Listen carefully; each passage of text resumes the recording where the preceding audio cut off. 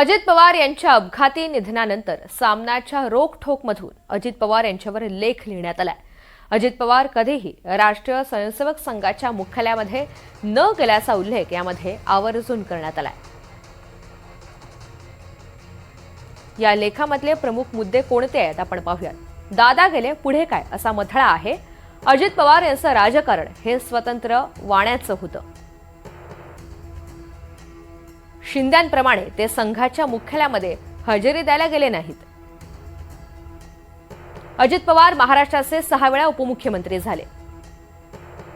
हा विक्रम आहे, त्यांना मुख्यमंत्री व्हायचं होतं।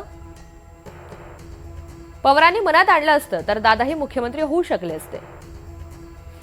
त्यांची राजकीय घोडदौड उपमुख्यमंत्री अर्थमंत्री पदावरच थांबली। अजित पवार नेतृत्व करत असलेल्या राष्ट्रवादीचं भवितव्य काय? अजित पवार यांचं राजकारण स्वतंत्र बाण्याचं होतं। शिंदेंप्रमाणे ते आरएसएसच्या मुख्यालयामध्ये गेले नाहीत।